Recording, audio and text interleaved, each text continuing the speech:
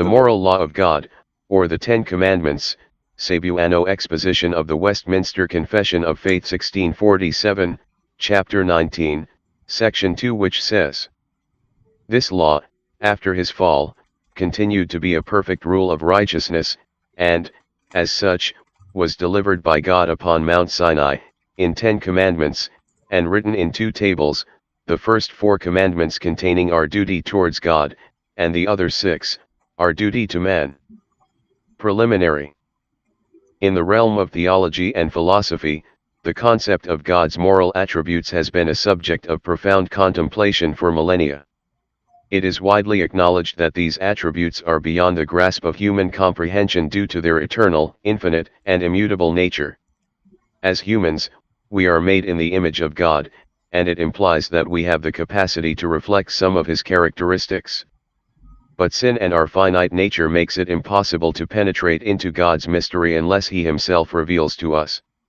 And in attempting to truly understand and embody the moral attributes of God proves to be an insurmountable challenge for mere mortals. Therefore, we must rely on divine revelation as the primary, if not sole, means to truly grasp and express God's moral attributes that would otherwise remain incomprehensible. The giving of moral law as God's revelation of himself. 1. The unfathomable nature of God's moral attributes. God's moral attributes are often described as eternal, infinite, and immutable. God's attributes are he himself, for we cannot separate God from his attributes, not separate his attributes from himself. Since God, according to Shorter Catechism Q&A number 4, is a spirit, infinite, eternal and unchangeable, immutable, so are his attributes. When we say eternal, what it signifies is that these attributes exist outside the confines of time, transcending the temporal nature of our world. They have always been and will always be, unbound by the limitations of a specific era. Infinite denotes that these attributes have no bounds or limitations, encompassing every aspect of existence. Immutable emphasizes that God's moral attributes are unchanging and unwavering, unaffected by external forces or circumstances.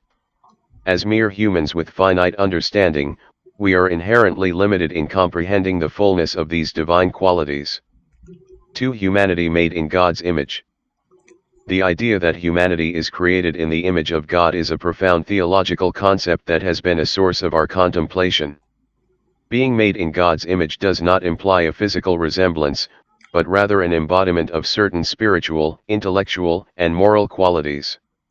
This inherent connection suggests that we are gifted some communicable attributes of the divine essence, including the capacity for reason, empathy, and creativity.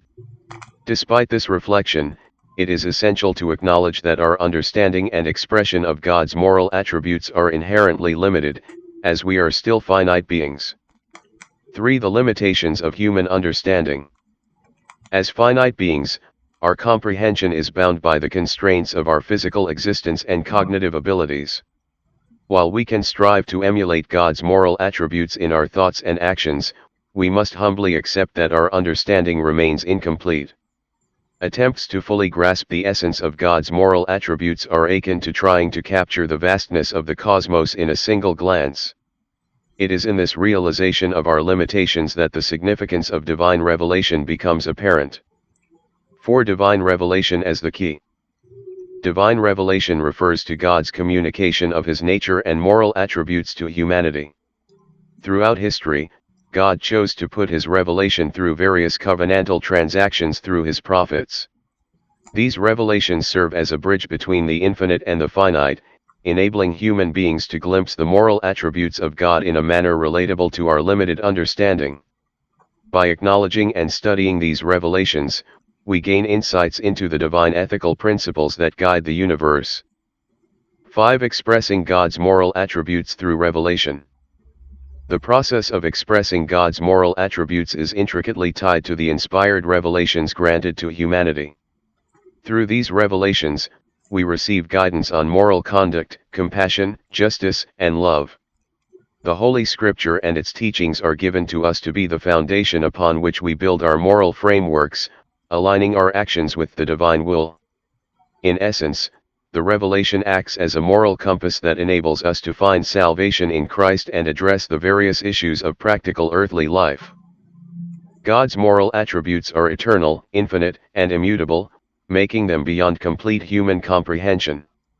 Despite being made in God's image, mankind's finite and sinful understanding remains limited, necessitating reliance on divine revelation as a means to grasp and express these attributes.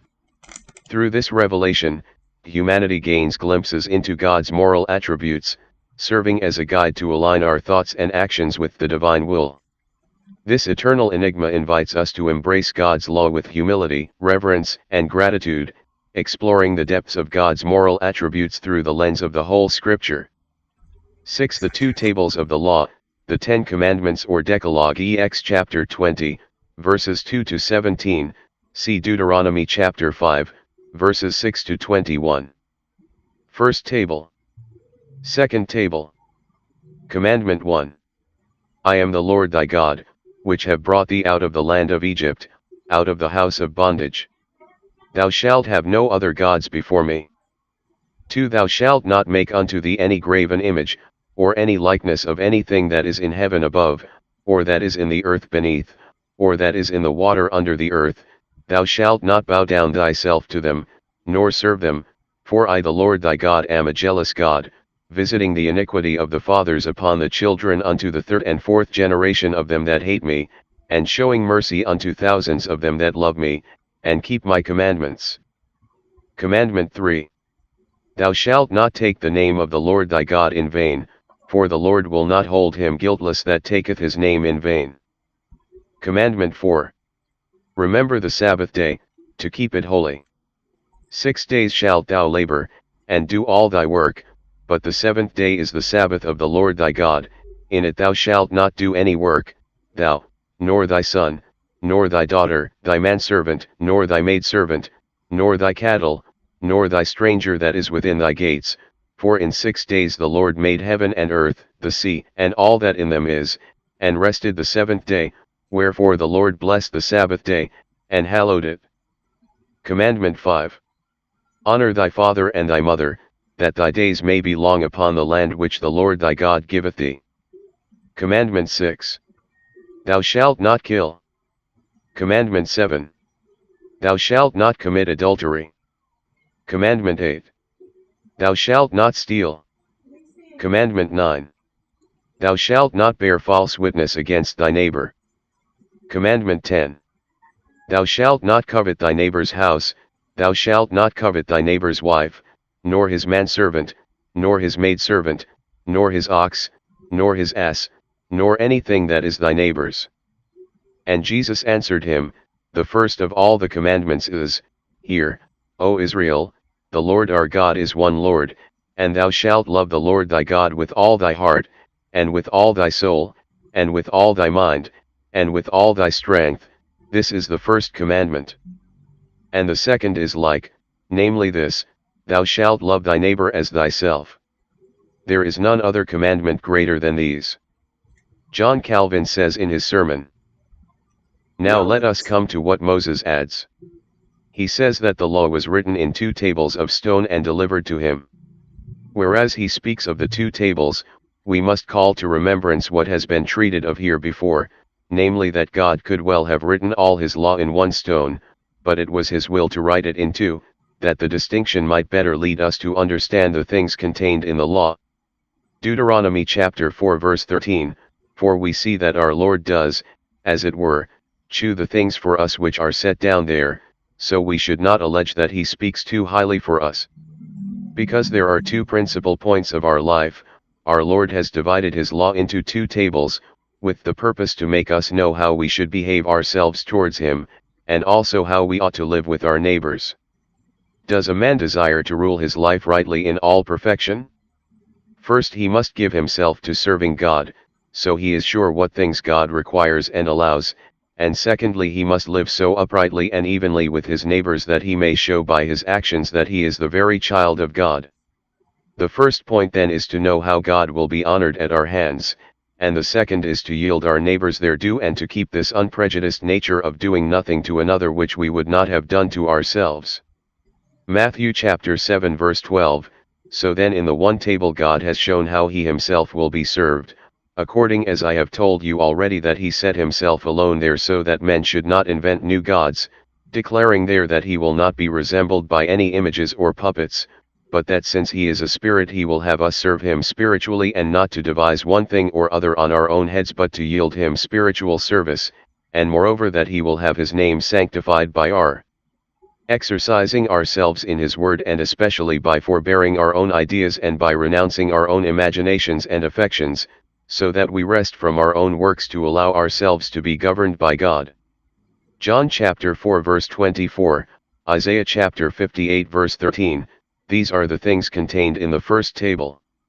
As touching the second, we have seen how he commanded us there to honor our father and our mother and how he forbid us murder, whoredom, theft, evil speech, and all manner of wicked lusting or coveting.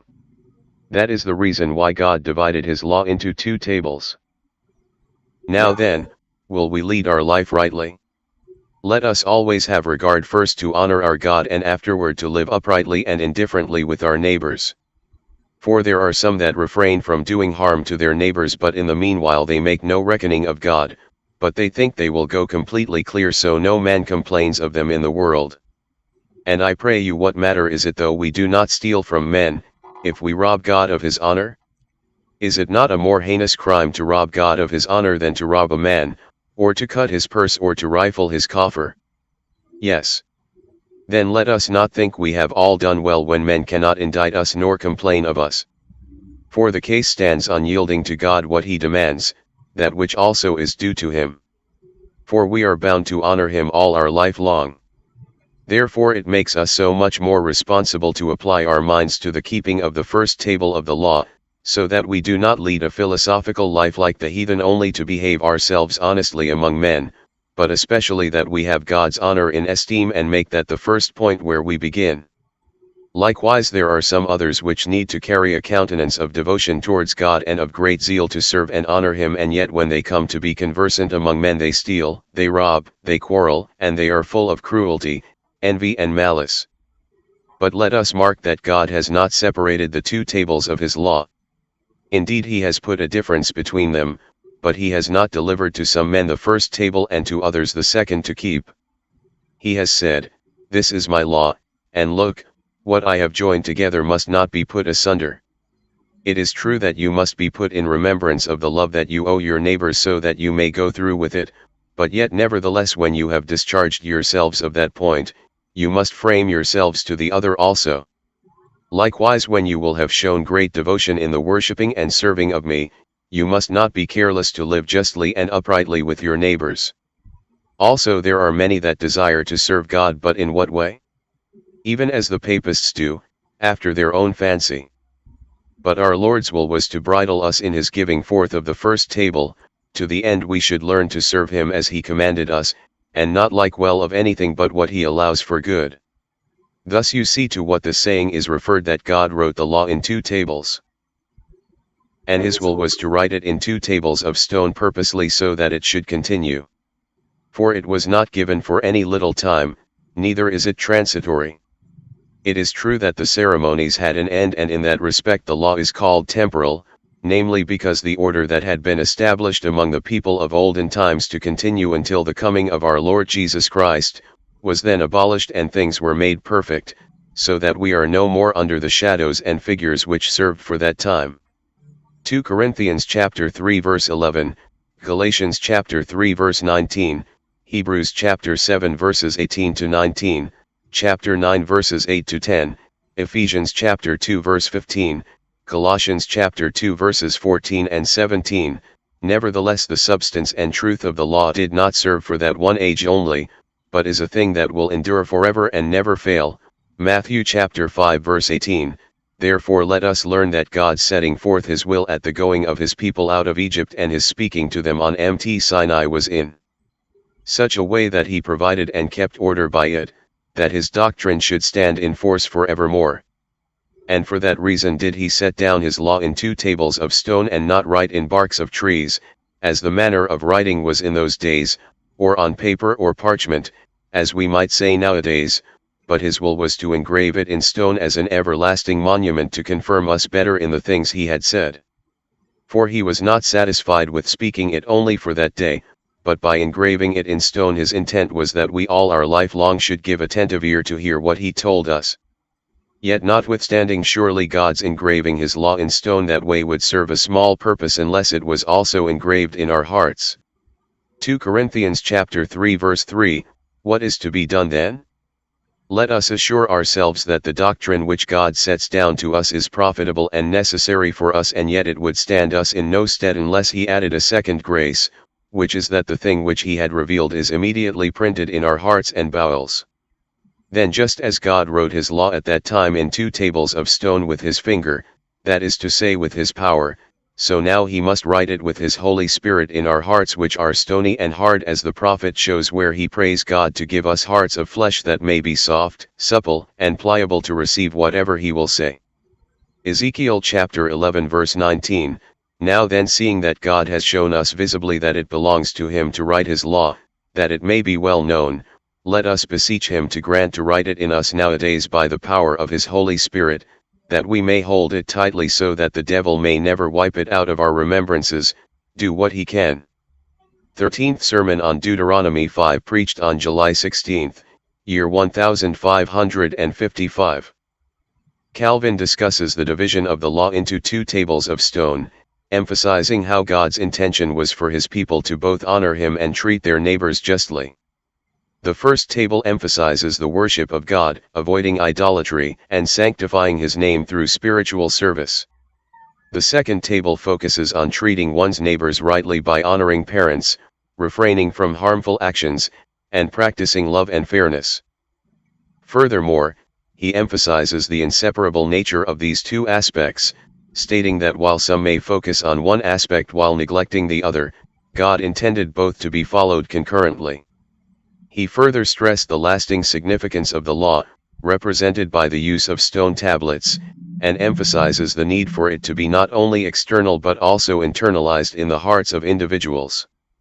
Just as God engraved the law on stone tablets, our author suggests that God's Holy Spirit should imprint the law in the hearts of people, making it a permanent part of their character and actions. Guidelines in understanding and applying scriptural precepts. Note: paraphrase taken from Larger Catechism Q&A number 99. 7. Understanding the 10 Commandments. 7.1. Comprehensive perfection. Acknowledge that the law is flawless and imposes an obligation upon every individual to align themselves wholly with its righteousness. This commitment extends to complete obedience for eternity, demanding utmost excellence in every duty and prohibiting even the slightest trace of any sin. The law of the Lord is perfect, converting the soul.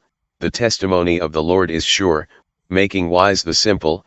Psalm 19 verse 7. For whosoever shall keep the whole law, and yet offend in one point, he is guilty of all. James chapter 2 verse 10. Ye have heard that it was said by them of old time, Thou shalt not kill, and whosoever shall kill shall be in danger of the judgment. But I say unto you, that whosoever is angry with his brother without a cause shall be in danger of the judgment, and whosoever shall say to his brother, Raca, shall be in danger of the council, but whosoever shall say, Thou fool, shall be in danger of hell fire. Matthew chapter 5 verses 21 to 22. 7.2. Spiritual scope. Recognize that the law holds a spiritual nature, encompassing not just verbal expressions and actions but also the intellect, desires, emotions, and all faculties of the soul. For we know that the law is spiritual, but I am carnal, sold under sin. Romans chapter 7 verse 14. And thou shalt love the Lord thy God with all thine heart, and with all thy soul, and with all thy might. Deuteronomy chapter 6 verse 5. Jesus said unto him, Thou shalt love the Lord thy God with all thy heart, and with all thy soul, and with all thy mind. This is the first and great commandment. And the second is like unto it, Thou shalt love thy neighbor as thyself. Matthew chapter 22 verses 37 to 39. Ye have heard that it was said by them of old time, Thou shalt not kill, and whosoever shall kill shall be in danger of the judgment. But I say unto you, that whosoever is angry with his brother without a cause shall be in danger of the judgment, and whosoever shall say to his brother, Raca, shall be in danger of the council, but whosoever shall say, Thou fool, shall be in danger of hell fire. Ye have heard that it was said by them of old time, Thou shalt not commit adultery, but I say unto you, that whosoever looketh on a woman to lust after her hath committed adultery with her already in his heart. Again, ye have heard that it hath been said by them of old time, Thou shalt not forswear thyself, but shalt perform unto the Lord thine oaths. But I say unto you, swear not at all, neither by heaven, for it is God's throne. But let your communication be, Yea, yea, nay, nay, for whatsoever is more than these cometh of evil. Ye have heard that it hath been said, An eye for an eye, and a tooth for a tooth. But I say unto you, that ye resist not evil, but whosoever shall smite thee on thy right cheek, turn to him the other also. Ye have heard that it hath been said, Thou shalt love thy neighbor, and hate thine enemy. But I say unto you, love your enemies, bless them that curse you, do good to them that hate you, and pray for them which despitefully use you, and persecute you. Matthew chapter 5 verse 21 to 22, 27 to 28, 33 to 34, 37 to 39, 43 to 44. 7.3. Varied aspects. Understand that a single matter may be demanded or forbidden through different lenses across multiple commandments. Mortify therefore your members which are upon the earth, fornication, uncleanness, inordinate affection, evil concupiscence, and covetousness, which is idolatry. Colossians chapter 3 verse 5, saying, When will the new moon be gone, that we may sell corn, and the Sabbath, that we may set forth wheat, making the ephah small, and the shekel great, and falsifying the balances by deceit. Amos chapter 8 verse 5. So are the ways of every one that is greedy of gain, which taketh away the life of the owners thereof. Proverbs chapter 1 verse 19. For the love of money is the root of all evil, which while some coveted after, they have erred from the faith, and pierced themselves through with many sorrows. 1 Timothy chapter 6 verse 10. 7.4. Contrast and correspondence.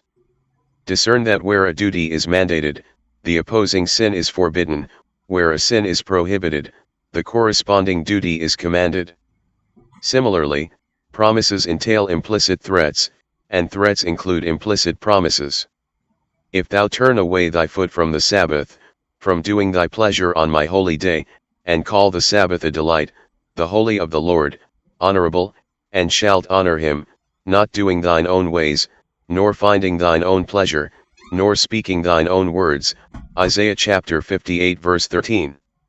Thou shalt fear the Lord thy God, and serve him, and shalt swear by his name. Deuteronomy chapter 6 verse 13. And the devil saith unto him, All these things will I give thee, if thou wilt fall down and worship me.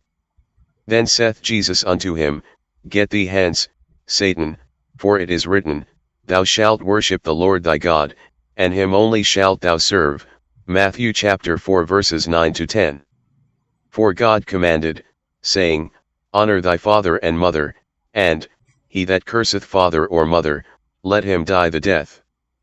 But ye say, Whosoever shall say to his father or his mother, It is a gift, by whatsoever thou mightest be profited by me, and honor not his father or his mother, he shall be free. Thus have ye made the commandment of God of none effect by your tradition. Matthew chapter 15 verses 4 to 6. Ye have heard that it was said by them of old time, Thou shalt not kill, and whosoever shall kill shall be in danger of the judgment. But I say unto you, that whosoever is angry with his brother without a cause shall be in danger of the judgment, and whosoever shall say to his brother, Raca, shall be in danger of the council, but whosoever shall say, Thou fool, shall be in danger of hell fire. Therefore if thou bring thy gift to the altar, and there rememberest that thy brother hath aught against thee, leave there thy gift before the altar, and go thy way. First be reconciled to thy brother, and then come and offer thy gift. Agree with thine adversary quickly, whiles thou art in the way with him, lest at any time the adversary deliver thee to the judge, and the judge deliver thee to the officer, and thou be cast into prison. Matthew chapter 5 verses 21 to 25. Let him that stole steal no more, but rather let him labor, working with his hands the thing which is good, that he may have to give to him that needeth. Ephesians chapter 4 verse 28. Honor thy father and thy mother, that thy days may be long upon the land which the Lord thy God giveth thee. Exodus chapter 20 verse 12. The eye that mocketh at his father, and despiseth to obey his mother, the ravens of the valley shall pick it out, and the young eagles shall eat it. Proverbs chapter 30 verse 17. At what instant I shall speak concerning a nation, and concerning a kingdom, to pluck up, and to pull down, and to destroy it, if that nation, against whom I have pronounced, turn from their evil, I will repent of the evil that I thought to do unto them. Jeremiah chapter 18 verses 7 to 8. Thou shalt not take the name of the Lord thy God in vain, for the Lord will not hold him guiltless that taketh his name in vain. Exodus chapter 20 verse 7. Lord, who shall abide in thy tabernacle, who shall dwell in thy holy hill? In whose eyes a vile person is contemned, but he honoureth them that fear the Lord. He that sweareth to his own hurt, and changeth not. He that putteth not out his money to usury, nor taketh reward against the innocent. He that doth these things shall never be moved. Psalm 15 verses 1, 4 to 5. He that hath clean hands, and a pure heart, who hath not lifted up his soul unto vanity, nor sworn deceitfully. He shall receive the blessing from the Lord, and righteousness from the God of his salvation. Psalm 24 verses 4 to 5. 7.5. Timeless principle. Understand that acts prohibited by God are never permissible, and actions commanded are perpetually obligatory. Nonetheless, specific duties are context-dependent and not universally applicable at all times. Will ye speak wickedly for God, and talk deceitfully for him? Will ye accept his person? Will ye contend for God? Job chapter 13 verse 7 to 8. And not rather, as we be slanderously reported, and as some affirm that we say, let us do evil, that good may come, whose damnation is just. Romans chapter 3 verse 8. Take heed, regard not iniquity, for this hast thou chosen rather than affliction. Job chapter 36 verse 21. Choosing rather to suffer affliction with the people of God, than to enjoy the pleasures of sin for a season. Hebrews chapter 11 verse 25. And what nation is there so great, that hath statutes and judgments so righteous as all this law, which I set before you this day? Only take heed to thyself, and keep thy soul diligently, lest thou forget the things which thine eyes have seen, and lest they depart from thy heart all the days of thy life, but teach them thy sons, and thy sons' sons. Deuteronomy chapter 4 verses 8 and 9. So likewise ye, when ye shall have done all those things which are commanded you, say, we are unprofitable servants, we have done that which was our duty to do. Luke 17:10. But if ye had known what this meaneth, I will have mercy, and not sacrifice, ye would not have condemned the guiltless. Matthew chapter 12 verse 7. 7.6. Inclusive scope. Realize that under one category of sin or duty, all similar instances are either forbidden or commanded. This also encompasses the underlying causes, means, situations, appearances, and provocations. Ye have heard that it was said by them of old time, Thou shalt not kill, and whosoever shall kill shall be in danger of the judgment. But I say unto you, that whosoever is angry with his brother without a cause shall be in danger of the judgment, and whosoever shall say to his brother, Raca, shall be in danger of the council, but whosoever shall say, Thou fool, shall be in danger of hell fire. Ye have heard that it was said by them of old time, Thou shalt not commit adultery, but I say unto you, that whosoever looketh on a woman to lust after her hath committed adultery with her already in his heart. Matthew chapter 5 verses 21 and 22, 27 to 28. For God commanded, saying, Honor thy father and mother, and, he that curseth father or mother, let him die the death. But ye say, whosoever shall say to his father or his mother, it is a gift, by whatsoever thou mightest be profited by me, and honor not his father or his mother, he shall be free. Thus have ye made the commandment of God of none effect by your tradition. Matthew chapter 15 verses 4-6. Abstain from all appearance of evil. 1 Thessalonians chapter 5 verse 22. And others save with fear, pulling them out of the fire, hating even the garment spotted by the flesh. Jude 23. Let us not be desirous of vainglory, provoking one another, envying one another. Galatians chapter 5 verse 26. Fathers, provoke not your children to anger, lest they be discouraged. Colossians chapter 3 verse 21. 7. Collective responsibility. Understand that what is proscribed or enjoined for oneself necessitates proactive efforts, in line with one's role, to encourage others to avoid or fulfill the same, respecting their respective responsibilities. But the seventh day is the Sabbath of the Lord thy God. In it thou shalt not do any work, thou, nor thy son, nor thy daughter, thy manservant, nor thy maidservant, nor thy cattle, nor thy stranger that is within thy gates. Exodus chapter 20 verse 10. Thou shalt not hate thy brother in thine heart, thou shalt in any wise rebuke thy neighbor, and not suffer sin upon him. Leviticus chapter 19 verses 17. For I know him, that he will command his children and his household after him, and they shall keep the way of the Lord, to do justice and judgment, that the Lord may bring upon Abraham that which he hath spoken of him. Genesis chapter 18 verses 19. And if it seem evil unto you to serve the Lord, choose you this day whom ye will serve, whether the gods which your fathers served that were on the other side of the flood, or the gods of the Amorites, in whose land ye dwell. But as for me and my house, we will serve the Lord. Joshua chapter 24 verse 15. And these words, which I command thee this day, shall be in thine heart, and thou shalt teach them diligently unto thy children, and shalt talk of them when thou sittest in thine house, and when thou walkest by the way, and when thou liest down, and when thou risest up. Deuteronomy chapter 6 verses 6-7. And let us consider one another to provoke unto love and to good works, not forsaking the assembling of ourselves together, as the manner of some is, but exhorting one another, and so much the more, as ye see the day approaching. Hebrews chapter 10 verses 24-25. 7-8. Mutual support. Acknowledge that obligations assigned to others entail our assistance, aligned with our roles and vocations. Furthermore, caution should be exercised to avoid complicity in forbidden actions with others.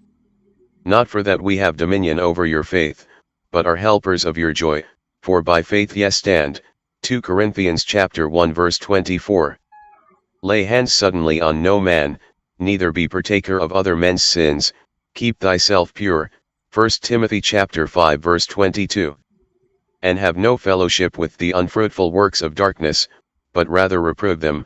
Ephesians chapter 5 verse 11. These guidelines facilitate a nuanced and thorough understanding of the Ten Commandments, enabling individuals to live in accordance with the principles and responsibilities set forth by divine decree. Pastor Rocky A. Simbajan. The Lord's Seminary. Covenant Reformation Presbyterian Church. Loreto Agasan del Sur, Philippines.